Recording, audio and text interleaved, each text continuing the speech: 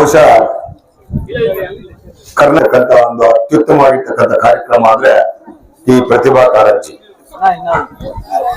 ಯಾಕೆ ಅಂತಂದ್ರೆ ಸರ್ಕಾರಿ ಶಾಲೆಗಳಲ್ಲಿ ಓದ್ತಕ್ಕಂಥ ಮಕ್ಕಳು ತಮ್ಮಲ್ಲಿ ಸ್ತುಪ್ತವಾಗಿರ್ತಕ್ಕಂಥ ಪ್ರತಿಭೆಯನ್ನ ಹೊರಹೊಮ್ಮೋದಕ್ಕೆ ಅವಕಾಶ ವಂಚಿತರಾಗಿದ್ದಂತದನ್ನ ಗಮನಿಸಿ ಕರ್ನಾಟಕ ಗಣ ಸರ್ಕಾರ ಈ ಒಂದು ಅತ್ಯಮೂಲ್ಯವಾಗಿರ್ತಕ್ಕಂಥ ಅರ್ಥಪೂರ್ಣವಾಗಿರ್ತಕ್ಕಂಥ ಕಾರ್ಯಕ್ರಮವನ್ನು ಹಮ್ಮಿಕೊಂಡಿದೆ.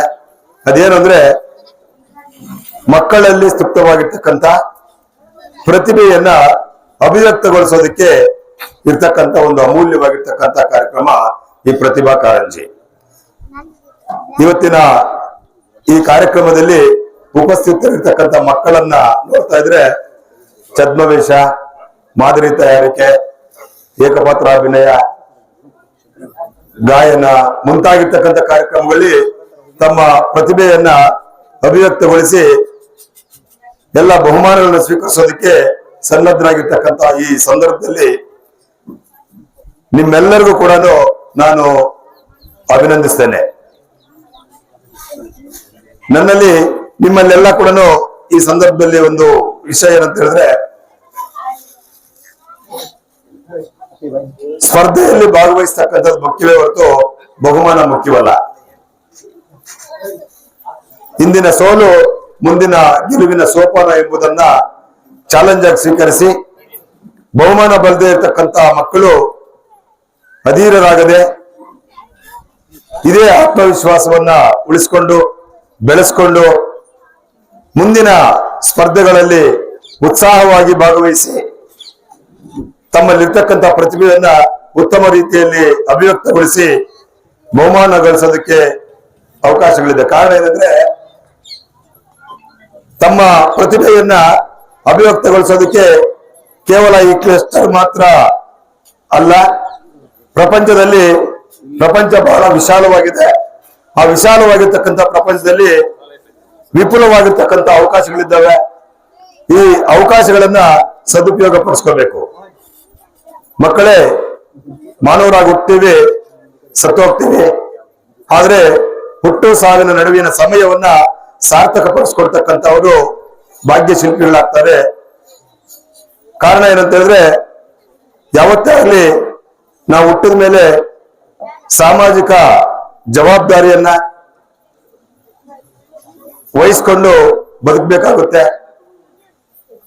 ನಮಗಾಗಿ ಹುಟ್ಟಿ ನಮಗಾಗಿ ಸತ್ತೋಗ್ಬಿಟ್ರೆ ಏನೂ ಪ್ರಯೋಜನ ಇಲ್ಲ. ನಾವು ನಮ್ಮ ಕೈಲಾದಷ್ಟು ಸಮಾಜ ಸೇವೆಯನ್ನು ಮಾಡಬೇಕು. ಆ ನಿಟ್ಟಿನಲ್ಲಿ ನಮ್ಮ ರಮೇಶ್ ಅವರು, ವೈಎಂ ರೆಡ್ಡಿ ಸರ್ ಅವರು, ನಾಗೇಶ್ ಅವರು ಮತ್ತಿತರ ಎಲ್ಲ ಗಣ್ಯಾತಿ ಗಣ್ಯರ ವೇದಿಕೆಯಲ್ಲಿರ್ತಕ್ಕಂಥವರು ಅವರವರ ಪಾಲಿನ ಸಮಾಜ ಸೇವೆ ಜೊತೆಗೆ ಸರ್ಕಾರಿ ಸೇವೆ. ನಾನು ನನ್ನ ಆತ್ಮೀಯ ಎಲ್ಲ ವೃತ್ತಿ ಬಾಂಧವರು, ಯಾಕಂದ್ರೆ ನಾನು ಮೂಲತಃ ಶಿಕ್ಷಕ, ಪ್ರಸ್ತುತ ನಾನು ಶಾರದಾ ಬಾಲಕಿಯರ ಪ್ರೌಢಶಾಲೆಯ ಮುಖ್ಯೋಪಾಧ್ಯಾಯನಾಗಿದ್ದೇನೆ. ಹಾಗಾಗಿ ಒಬ್ಬ ಶಿಕ್ಷಕನಾಗಿ ನನ್ನ ಎಲ್ಲ ಆತ್ಮೀಯ ವೃತ್ತಿ ಬಾಂಧವರಲ್ಲಿ ವಿನಂತಿ ಮಾಡ್ಕೊಳ್ತೇನೆ, ನಮ್ಮ ಕರ್ತವ್ಯ ಸರ್ಕಾರಿ ಶಾಲೆಗಳಲ್ಲಿ ಕರ್ತವ್ಯ ನಿರ್ವಹಿಸ್ತಾ ಇರ್ತಕ್ಕಂಥ ಎಲ್ಲ ಶಿಕ್ಷಕರು ನನ್ನ ಸೀಮಿತವಾದಂತ ಜ್ಞಾನದಿಂದ ಹೇಳೋದಾದ್ರೆ ಪ್ರತಿಭಾವಂತರು. ನಾವಾದರೂ ಖಾಸಗಿ ಶಾಲೆಗಳಲ್ಲಿ, ಅನುದಾನಿತ ಶಾಲೆಗಳಲ್ಲಿ ಕೆಲಸ ಮಾಡ್ತಾ ಇದ್ದೇವೆ. ನಮಗೆ ಸರ್ಕಾರಿ ಕೆಲಸ ಸಿಕ್ಕದೆ ನಾವು ಅನುದಾನಿತ ಶಾಲೆಗಳಲ್ಲಿ ಕೆಲಸ ಮಾಡ್ತಾ ಇದ್ದೇವೆ. ಆದ್ರೆ ನೀವು ಸರ್ಕಾರಿ ಕೆಲಸಕ್ಕೆ ಸೇರಿರ್ತಕ್ಕಂಥವರು ನನಗೆ ತಿಳಿದ ಮಟ್ಟಿಗೆ ನೀವು ಎಲ್ಲರೂ ಕೂಡ ಅತ್ಯಂತ ಪ್ರತಿಭಾವಂತರು ಇರ್ತಕ್ಕಂಥ ವಿಚಾರವನ್ನ ನಾನು ಘಂಟಾಘೋಷವಾಗಿ ಹೇಳೋದಕ್ಕೆ ಇಷ್ಟಪಡ್ತೇನೆ. ನನ್ನ ಆತ್ಮೀಯ ಎಲ್ಲ ವೃತ್ತಿ ಬಾಂಧವರೇ, ಇಲ್ಲಿ ಬಂದಿರತಕ್ಕಂತ ವಿದ್ಯಾರ್ಥಿಗಳಲ್ಲಿ ಎಷ್ಟರ ಮಟ್ಟಿಗೆ ಪ್ರತಿಭೆ ಇದೆಯೋ ಅದೇ ರೀತಿ ಆ ಪ್ರತಿಭೆ ನಿಮ್ಮಿಂದ ಬಂದಿರತಕ್ಕಂಥದ್ದು. ನಾನು ಈಗಾಗಲೇ ಹೇಳಿದ್ದೀನಿ, ನೀವು ಅತ್ಯಂತ ಪ್ರತಿಭಾವಂತ, ಬುದ್ಧಿವಂತ ಶಿಕ್ಷಕರಾಗಿದ್ದೀರಿ. ಈ ಸಂದರ್ಭದಲ್ಲಿ ನಿಮಗೆ ನನ್ನ ಮನವಿ ಇಷ್ಟೇ, ನಮ್ಮ ಮಕ್ಕಳು ಯಾವ ರೀತಿಯಾಗಿ, ನಮ್ಮ ಮಕ್ಕಳ ಭವಿಷ್ಯವನ್ನು ನಾವು ಯಾವ ರೀತಿಯಾಗಿ ಉತ್ತಮ ರೀತಿಯಲ್ಲಿ ಬಯಸ್ತೀವೋ, ಡಾಕ್ಟರ್ಗಳಾಗ್ಬೇಕು, ಇಂಜಿನಿಯರ್ಗಳಾಗ್ಬೇಕು, KS ಮಾಡಬೇಕು, IAS ಮಾಡಬೇಕು ಅಂತ ಹೇಳ್ಬಿಟ್ಟು ನಾವು ಆಸೆ ಪಡ್ತೀವೋ, ಅದೇ ರೀತಿಯಾಗಿ ನಮ್ಮ ಹತ್ರ ಓದ್ತಕ್ಕಂಥ ಮಕ್ಕಳು ಕೂಡ ಆ ಮಕ್ಕಳನ್ನು ಕೂಡ ಸನ್ಮಾರ್ಗದಲ್ಲಿ ಸಂಕಲ್ಪಿಸಿ ಅವರ ಭವಿಷ್ಯವನ್ನ ಉತ್ತಮ ರೀತಿಯಲ್ಲಿ ನಿರ್ಮಾಣ ಮಾಡತಕ್ಕಂತ ಶಿಲ್ಪಿಗಳು ನಾವಾಗಿದ್ದೇವೆ.